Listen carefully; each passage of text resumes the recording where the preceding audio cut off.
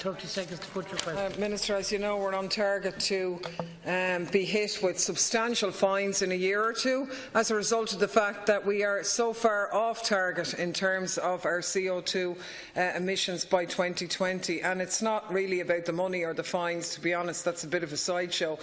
The reality is that we're in this situation because we've no serious policy to address these areas, and we have a number of measures. They're not the be-all and end-all, but there are a number of pieces of legislation which could help, and I want to know what you're doing about them.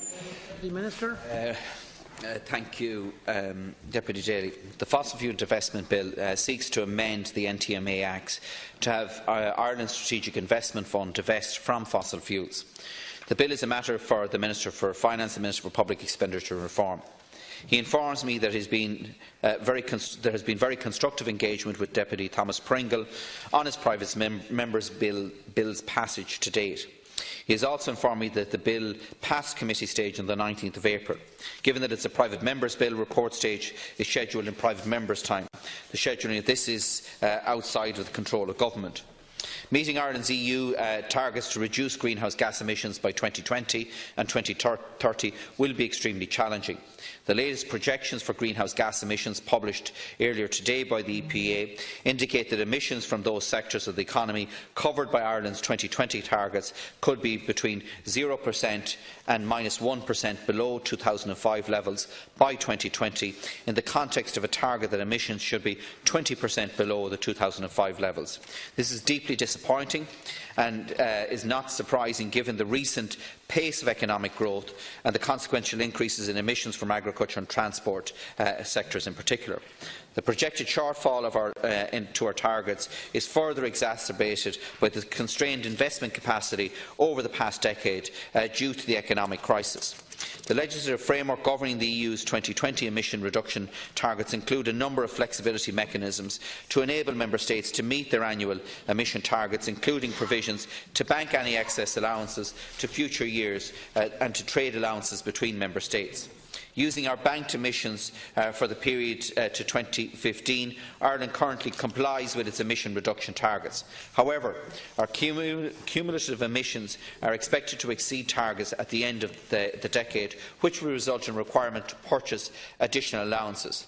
While this purchasing requirement is not yet at this stage expected to be significant, further analysis will be required to quantify the likely costs involved in light of the final amount and the price of such allowances required. 1 minute.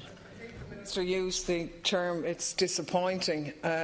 That's a bit of an understatement, if that was the word. This is an absolute catastrophic failure, actually, in terms of our emissions targets. We are so far off, it's absolutely shocking. And it isn't about massaging the figures, buying a bit of time, buying a few allowances here and there and all the rest. What it's indicative of is that we are well off course, and it's exactly the sectors that you mentioned, the likes of agriculture and so on, that are not facing up to our responsibilities in this regard. Ireland has the third highest emissions per capita, heavy reliance on oil, coal, peat and rising emissions in areas, as I say, of agriculture, energy and of course transport.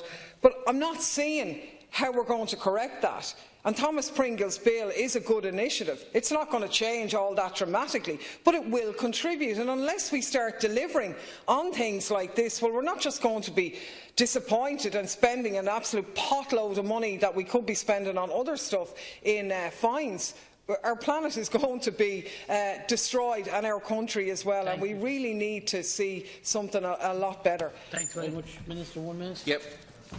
Just specifically on the bill, Deputy Daly, I think if the Business Committee can facilitate it, I would like to see that expedited as quickly as possible. And look, the reality is that even in relation to our 2030 target, based on the current trajectory, we are presented with an enormous challenge to meet our 2030 targets now. Based on the projections for 2020.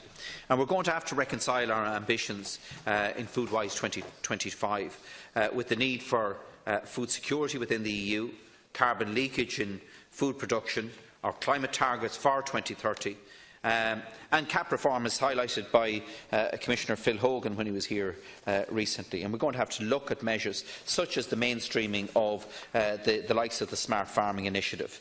So we have huge challenges ahead of us. But I have to say that, those trajectories out to 2020 do not include the measures that we've taken and announced in relation to the National Development Plan, where we are spending €1 in 5 over the next decade on climate-related measures. It doesn't fully take into account those measures as provided for in the mitigation plan. But yes, we do need to significantly look not just at how we spend money, but also, as I said to Deputy Ryan earlier, the whole regulatory structure and the taxation structure. Deputy Daly, one final minute. I think in terms of the bill, we are working to try and see it being delivered through report stage before the recess, and there is a will to do that. And I appreciate the fact that you've acknowledged plainly that not only, you couldn't but, are the 2020 targets well off, but 2030, the way we're going to be not going to get them either. In 2050, the planet will have probably exploded at that stage. But there's an honesty in your admission, but there's no consequential impact in terms of policy. And I think somebody has to, if it's your office or whatever, start calling a halt on this now. One department is not going to address this. Climate impact and emission is not a side issue. It should be an integral part of every single department's briefing now. And unless we start a radical departure of getting into that arena where it factors on all of them, transport, agriculture, planning, all of them, then we are going to be in an even worse situation than you've probably acknowledged now. And I think that type of multi-departmental approach has to now be brought in, because it's actually frightening what you've admitted here. Thank you very much for your cooperation. Deputy, final comment, Minister. Look, I think it would be unfair to say that we're not doing things and that there hasn't been a step change over the last 2 years. And I think the proof of that is in relation to the National Development Plan. If you look at it, €1 in 5 that will be spent over the next decade from the public side is going to be spent on climate-related activity. We've made a definitive decision that we would take coal out of power generation by 2025. We will be one of the first countries in Europe to do so. We're going to be one of the first countries in the world to ban smoky coal later this year.